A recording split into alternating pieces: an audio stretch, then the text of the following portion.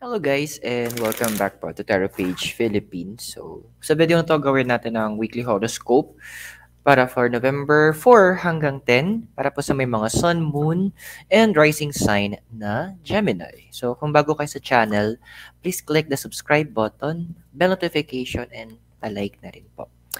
Ako hindi nyo po alam kung ano po yung sun, moon, at rising sign nyo po. Sa dulo, kasi importante rin to. Sa dulo po ng video natin, meron po tayong video for that. Kung explain ko kung para saan ito at paano ito makukuha. Tandaan po natin na the readings will be for guidance purposes. So, gamitin natin yung free will natin po ng maayos. And just to advise po, meron na po tayong open na po ang ating membership. At as a member, pag nag-member po kayo, you will have access to our exclusive videos tulad po ng mga extended readings. And also sa mga future lives po natin, magiging priority po kayo na unang mabasahan. Okay, so again, the readings are for guidance purposes. So use your free will wisely po. And for private readings and spell works, pwede nyo po kayo message sa Facebook page ko. The link is in the description below. At for donations, pwede nyo pong gamitin yung thanks button sa baba o yung ating GCash or Maya number. Sige, tingnan natin. Gemini, how is ya?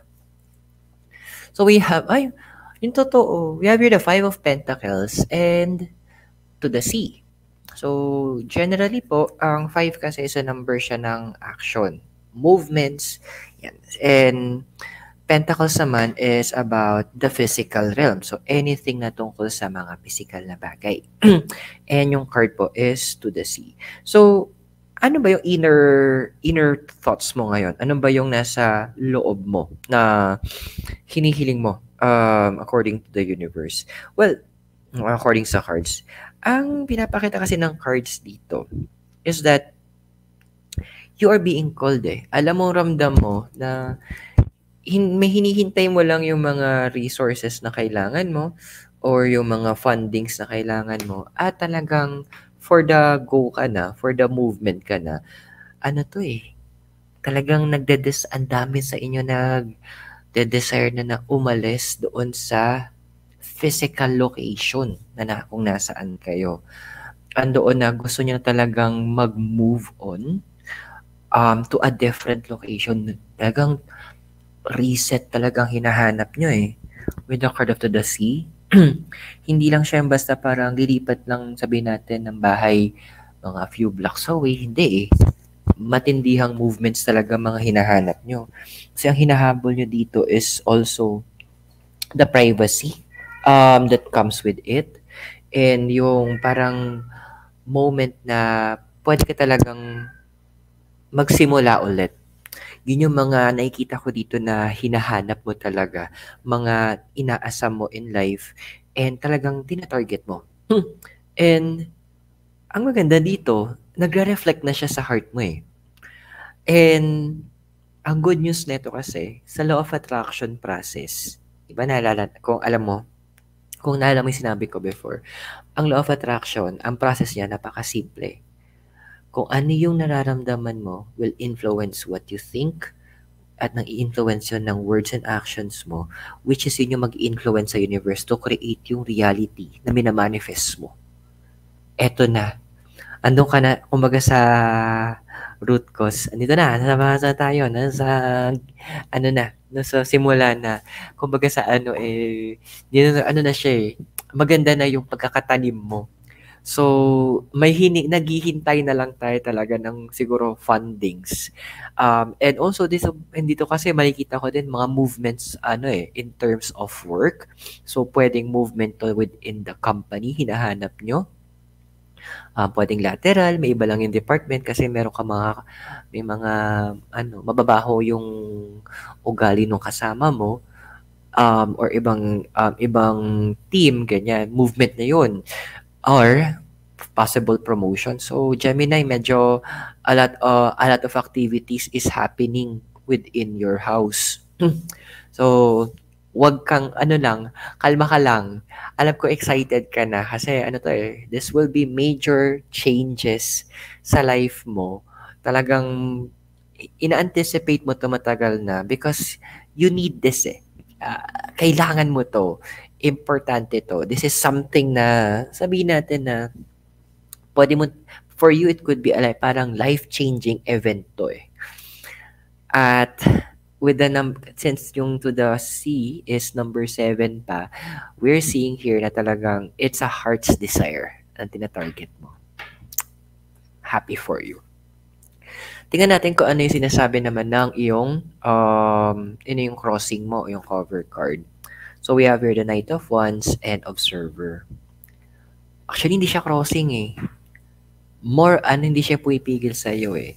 More on with the card, although reverse yung card ng Observer, number 49 siya. Andoon na naghihintay ka ng timing eh. So 49-13, so Scorpio, transformation. Timing na hinihintay mo. Besides dun sa funds, kasi sa funds, kaya may ina-anticipate ka. But doon sa in terms ng in terms naman ng ng timing, naghahanap ka kasi may mga ibang mga responsibilities na medyo continuous mo kasi siyang ginagawa. So kumbaga nilalaro mo yung mga schedule mo kung paano mo to ayusin. And andoon din na nagsosolicit ka na rin ng help mula sa ibang mga tao para andun na makahanap ka ng way to make it better. To find a way to make things right. So, nakita ko rin dito with the Knight of Wands, kasi younger male energy, talagang yung dedication to fulfill yung dinedesire mo, andoon siya. Siguro pinaka word of advice din ng cards dito, wag mong madaliin, don't rush things, kalma natin ang kifi, sabi ko. Hindi na uso yun eh. Kalma lang tayo. Kasi always there's a perfect time. And nakikita mo naman na yung progress. And andoon na continuous na may mga binibigay na signs yung universe para sa'yo in terms ng mga movements na na ginagawa. So, it is a good practice na wag mong madaliin itong mga to. Because if gagawin mo yon, parang alam mo yung tinatawag nilang nahinog sa pilit. Hindi yung mura yung prutas, parang parang pwede na yan. Tapos pagkain mo, imbes na matamis siya, maasim-asim kasi hindi siya na-ferment ng maayos o hindi siya lumaki ng tama yung prutas. Parang ganun. So, sabi nga nila, sabi ng friends ko, patience, sabi sa akin, patience is a virtue. Sabi ko, hindi na. Sabi ko, patience, sabi ko, skill na yan, pinag-aaralan na yan. Kasi sabi ko, minsan mainitan ng ulo ko din lalo kapag, syempre pag may hinihintay ka. Pero always keep in mind, ano ba pwede mong gawin pag naghihintay? Always focus dun sa goal, sa end goal. And keep in your heart na part ito ng process ng universe. And of course, habang naghihintay, marami ka pang ibang pwedeng gawin. You can fix yung mga things na kailangan mo, improve yung mga nakikita mo na dapat bigyan ng improvement. So, hindi pa rin mawa-waste yung time mo. And maybe yun, to plan. Kasi minsan, syempre, hindi maiiwasan according here sa Observer na may maisip ka na baka ganito yung mangyari, negative side, blah, blah, blah. That's normal na makaisip ka ng ganon. But use the free time para mag-isip ka, ano pwede kong gawin kung mangyari man to? Ano yung plan B ko kung sabihin natin, eto yung maganap. Doon mo i-Google. Huwag mong sayangin na yung energy mo looking at the negative. Look at it and use it sa pamamaraan na makakatulong din sa'yo. Tingnan natin yung iyong desire card. The Queen of Wands and Thinker. Dami mong wands kinumpleto mo na ba? The Pentacles pala yung una. So, Queen, this is the older female energy na may with emotions and passions, si Wands and Thinker.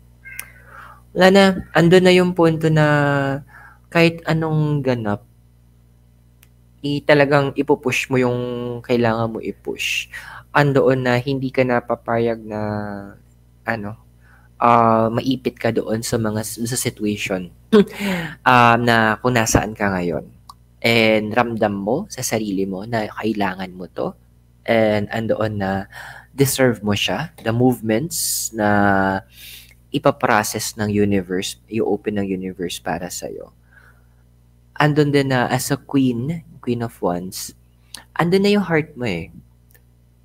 So nauna na yung heart mo. So to follow na yung mind mo, actually in progress na siya doon sa desire mo. And even your words are there. Pero at yung advice din pala ng cards wag mo masyadong sinasabi kung kani-kanino yung mga plans mo. Kasi may tinatawag tayo yung evil eye. Yung ano, sa ibang term, palipad hangin, yung mga kumokontra. Although hindi positive energies is more powerful than the negative ones. Andoon na magaganda pa rin na nape-preserve mo, napoprotektahan mo yung energy mo, yung circle mo, yung emotions mo, na hindi siya basta-basta na babardagol ng ibang mga tao sa paligid mo. Yes, I use the term bardagol kasi ganun sila. So, andoon yung point na pinapakat din ng cards dito na you're letting your heart, hinahayaan mo yung heart mo ngayon na mag-lead. Sabi nga ng isang commercial ng ice cream, di ba? Follow your heart. Ito yung best time na gawin yon. Listen doon sa direction na binibigay ng heart mo because this is the time na nag-a-align ka with the universe eh. And actually, yung mga iba dito na naghahanap ng work, good news, even yung mga nagpa-plan mga ibang bansa or mag-transfer ng employer, mag-open din siya eh. Wala lang ako nakitang time frame. Siguro sa extended reading, makikita ko kung kailan mag-open lahat to. So, tingnan na. I'm so happy for you, to be honest. So, tingnan natin kung ano yung foundation mo. Okay. So, we have here is the 10 of Wands and also Soulmate. So, 10 kasi is a number of end of the cycle, beginning of a new cycle. And Soulmate is about, of course, soulmates partnership.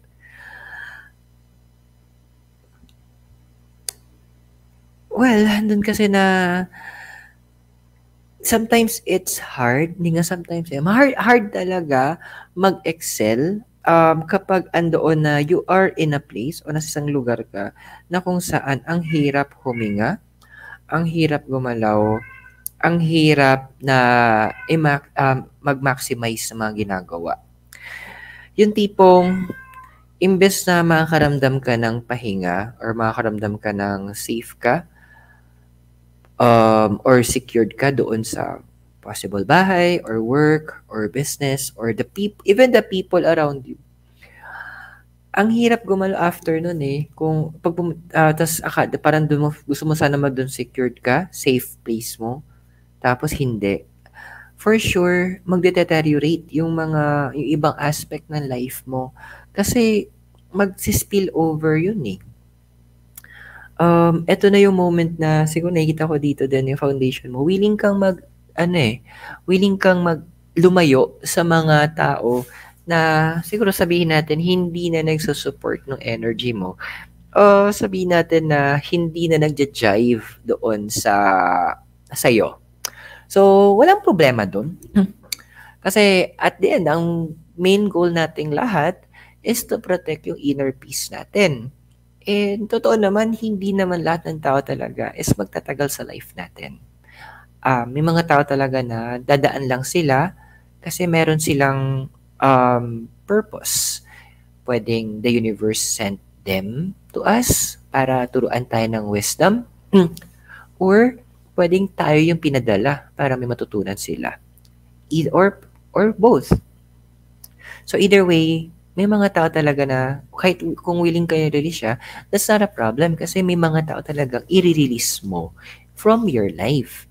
And the good thing dito is that pag-release mo sa kanila, it is something na na masabi natin na alam mong tama yung gagawin mong action. alam mong tama yung decision mo, and you know that this is the right direction na dapat mong tahakin.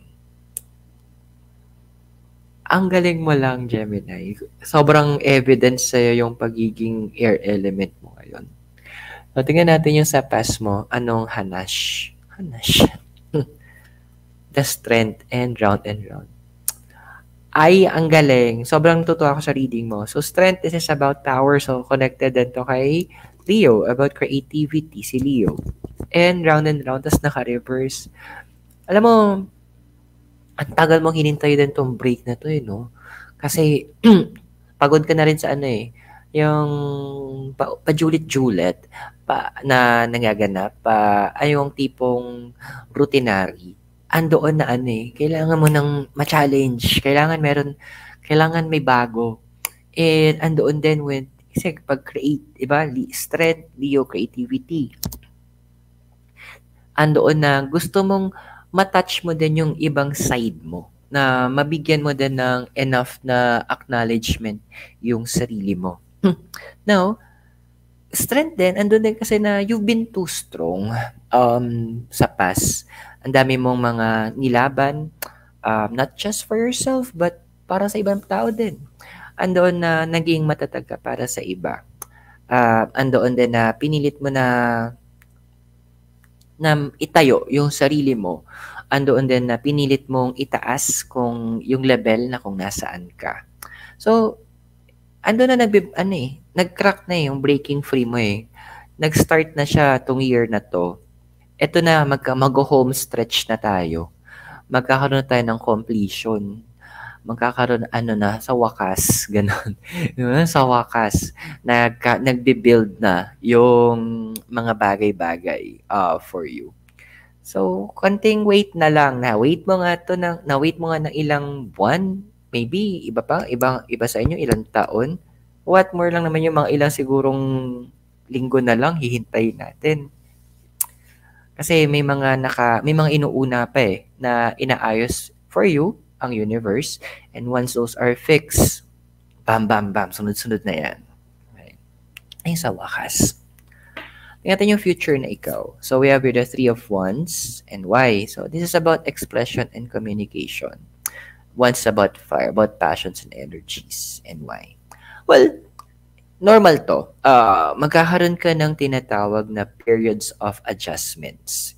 Siyempre, kahit naman ako, nung lumipat ako dito sa Trinidad, although malakas talaga yung katawan ko against cold kasi pawisin na ako, mabilis akong, mataas yung body temperature ko.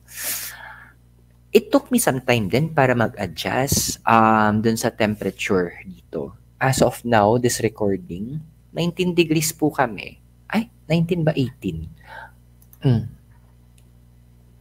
O basta yon. Ganun yung temperature namin dito. So, andoon na, it took me time. Mamaya magsi-17 pa daw. Good luck. So, it took me time para mag-adjust din. So, ganun din. May tinatawag tayo na sa companies, we call as the learning curve. Ito yung proseso na kung saan binibuild natin na matutunan natin yung mga kailangan nating matutunan. Ito yung time na nagigets na natin kung ano yung mga boundaries, ano yung mga bawal, ano yung mga pwede, ano yung limitation, ano yung rules and regulations. Ano yung mga kailangan mo i-focus pa. So, it's a normal time. Usually, sabi, ang normal na, or general na learning curve daw sa mga iba in general is about 3 months or iba 1.5 months to 3 months daw. So it's normal kung andoon na magkaroon na mapunta ka sa ganoong situationship, you are in the right track naman. So mag-a-adjust ka lang and that's normal. Okay? So kung nag-resonate po ang reading sa inyo, meron po tayong link later sa end ng video, which is the extended readings. Kung sa mas malalim natin hahanapin yung iba pang readings na hindi lumalabas sa ngayon. And you just need to click po yung join button sa baba. At besides po sa access sa extended readings, sa mga live po natin, priority po kayo as a member na maunang mabasahan. Kahit 10 pa'y nauna, member ka, pamasok ka, una ka.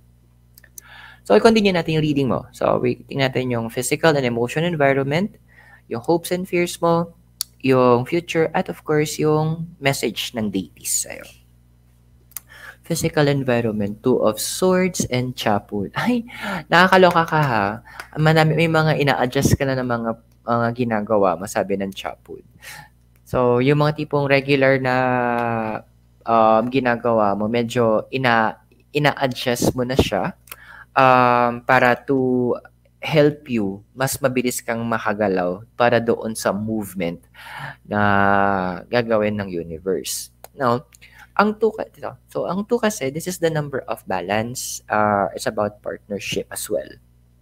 Si sword, tungkol sa hangin. So, tungkol siya sa mind and intellect.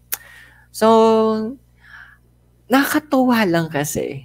Although, before ginagawa mo na talaga to, na sumasagot ka para, alam mo yun, to protect yung grounds mo. Hindi ka naman sumasagot dahil aggressive ka. Parang sumasagot ka, or sabihin natin lumalaban ka, pumipiglas ka, because yung boundaries mo, ini-invade. Yung safe space mo, nagugulo. Okay lang, minsan sabihin nila na ganun yung ugali mo pala, ganyan, bla bla bla.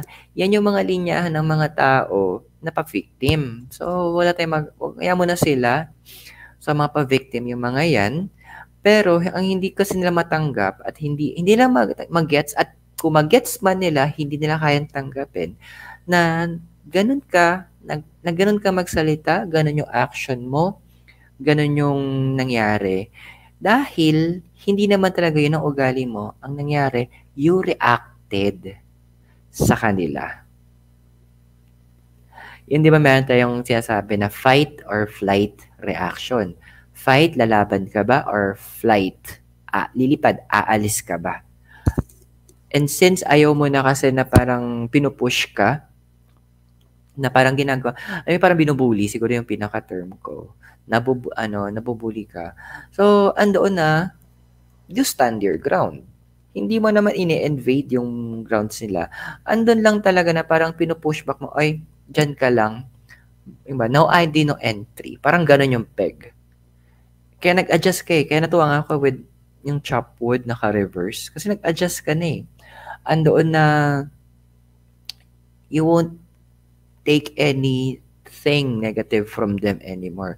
And andun din naman kasi as a Gemini, if you're wrong, you're wrong. Alam mo din naman sa sarili mo yun. Andun nga lang, hindi ka nagsusorry, tumatahimik ka na lang. So, yun, sa bagay na medyo pag-aralan mo ha, paano humingi din ng tawad if necessary. Ayun. Tingnan natin yung emotional environment mo. So, we have here the Emperor, tsaka come to the edge. Ayan. So, Emperor kasi, this is about fatherhood, it's about leadership. Connected din to kay Aries. Aries is the house of personality. And, come to the edge. Yan yung gusto ko kayo sa Gemini eh. Ngayon, nagmamaasim ka na. Ngayon, nagmamataray ka na. It follows naman, kasi yung physical environment mo, you're protecting your grounds. And your emotions as well. So, Aries is an aggressive sign eh. Cardinal sign siya. Aggressive siya. Andoon na leader siya, just like the Emperor. And andun kasi with your emotions, kaya siguro naghihintay ka ng tamang timing.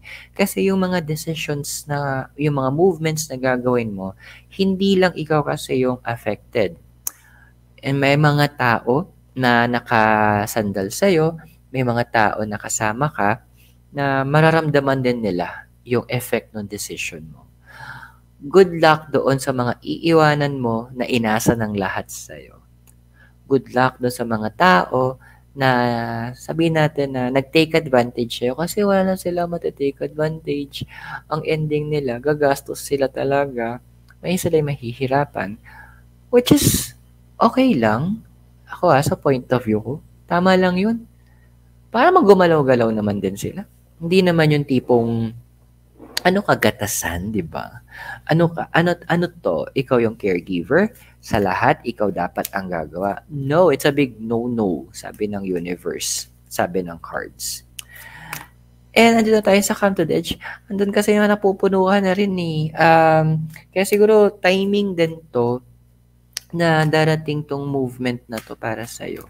Kasi andoon yung point na medyo sasabog ka na, medyo gusto mo nang kudaan yung mga tao, medyo gusto mo nang bigyan ng masaltikan talaga sila.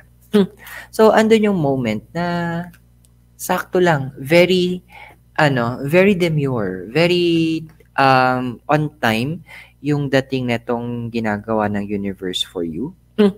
And this will be something na, sabihin natin na badly needed na rin to eh. So, para namang hindi ka pumutok, kumbaga ano ka na, yung detoxify, tsaka ma-release mo yung emotions mo, yung mga negative emotions na ibato sa'yo, in a positive and healthy way. Kasi tandaan mo, ang emotions natin, maganda man yan o pangit, sa huli, lahat yan energies. At ang energy, pwede mo i-transform yan.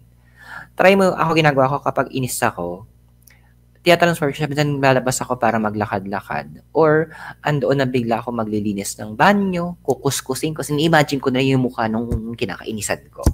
Habang kinukuskus ko yung mga tiles. Ayan. So, you can divert it to something na, ayun, personally, nailalabas ko yung sama ng loob ko nang hindi ako nagiging destructive sa sarili ko or sa ibang tao. Which is, mas maganda pa kasi nakapaglinis pa ako. Diba? So, tingnan natin, ano ba yung, ano mo, hopes and fears. So, we have here the devil, tsaka breathe. Ayun lang. Yung fear mo kasi is about doon sa securing yun sa career, sa mga naghahanap ng work or lilipat ng work or magkaroon ng movement. Yung security. Yun yung naman yung kinakatakot mo eh.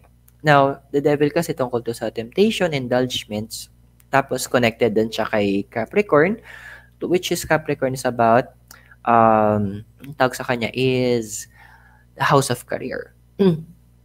So, ito na yung moment na review, ano ba yung mga trending na pinagkakagastusan mo? Ano ba yung mga bagay na you can cut off yung mga gastos mo from that? Kasi, doon yung sabi nga sa akin, little things count. Na-try ko before, how example, little things. Yung kahit maliit na bagay, magka-count yan.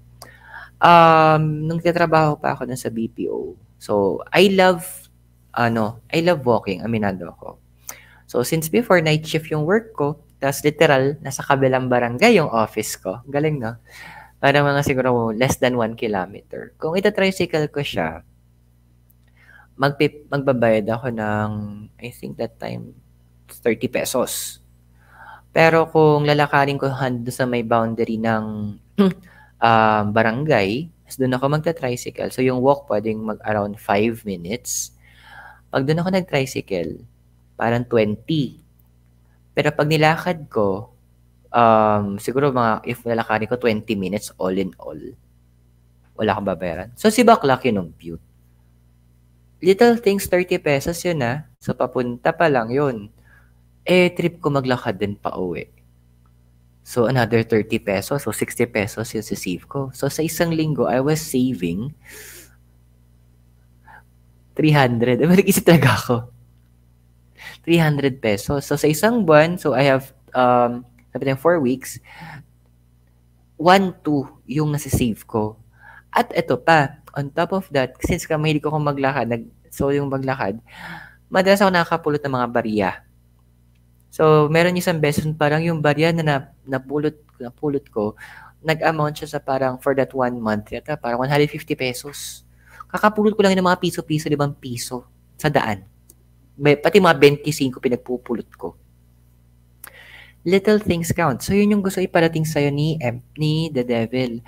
Hanapin mo yung mga bagay na akala mo okay lang, pero hindi pala dapat pinagkakagastosan masyado. And when you breathe, andito na sinasabi na, wag yung pikit, ano ka lang, pikit na bahala na si Batman. No. Plan, strategize, ano yung mga kailangan mo. There are things na kailangan mo, pero hindi mo kailangan ngayon. Meron ka mga kailangan na pwede mo na mag-substitute ka. Pero may mga essential na kailangan na ngayon na. Doon mo titignan, ika-categorize mo, hindi lang, okay, ito yung gusto ko, ito yung kailangan ko. Yung kailangan, hahatiin mo pa. Para alam mo kung saan mo ilalagak yung mga finances mo. Para to prepare na rin doon sa movement.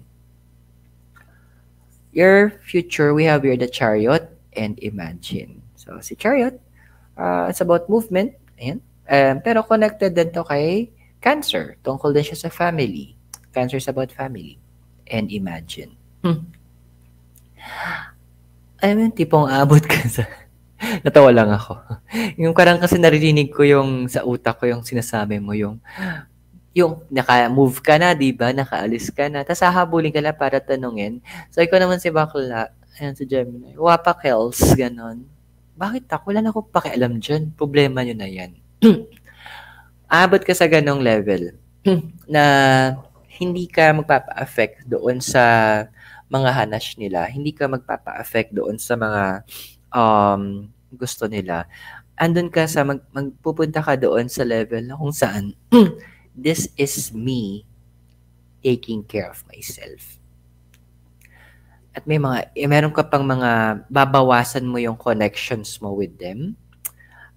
Kasi magkakaroon ng comparing of notes. Yan. Yung sinabi, ganito siya, may sinabi sa'yo, si person A, pero si person A, may sinabi din kay person B. Pero yung sinabi ni person A sa iyo, tsaka kay person B, may dagdag bawas. Check ko mamaya sa extended kung sino to. Kasi malamang, lalabas to sa extended reading. So, you can click the join button for that. So, may mabubuking ka na you don't like this parang masusolid lang talaga yung suspecha mo. Now, let's check. Tsaka kung kailan mo siya mabubuking. Ano ang message ng deities sa'yo? We have here, I love this, Jupiter. Liberation, opportunity, and a wish to expand. Sa astrology kasi, si planet Jupiter, this is the planet of opportunity, the planet of abundance. Siya yung planet ng blessings. Dude, hindi ko na kailangang explain. Yung mismong symbolism ni Jupiter, nasa sayo, Gemini. Pasok ka sa banga. Huwag ka mo lang madaliin talaga. Kasi dun tayo magkakaproblema. Remember, there is at perfect timing. At habang naghihintay, i-maximize mo to para sa sarili mo. Find ways to make things better, lalo na kapag nag-transition ka na. So I hope nakatulong po yung readings sa'yo. At tandaan, the readings are for guidance purposes. Use your free will wisely. At kung bago po ka sa channel, please click the subscribe button, bell notification, and give this video a like. Kung gusto niyo pong malaman yung ating okay. Ay siya, okay. Okay, kung gusto mo malaman kung ano yung bago ko extended readings, you can click po yung join button para magkaroon ng access dito. At in the future live po, you are also prioritized sa maunang mabasahan. And then also, for spellworks po and private reading scheduling, pwede nyo po ako i-message sa personal sa Facebook page ko po. Yung link is nasa description sa baba. For donations, pwede po via using the thanks button sa baba or Gcash Maya numbers on the bottom of the screen. So maraming salamat sa iyo, Gemini. God bless. Namaste. Hare Krishna and blessed be. Naway magkita tayo very soon. Mula po sa La Trinidad Benguet, kasama po ang Mikay Noodles. You have a great day. Kita po tayo sa extended readings. Thank you.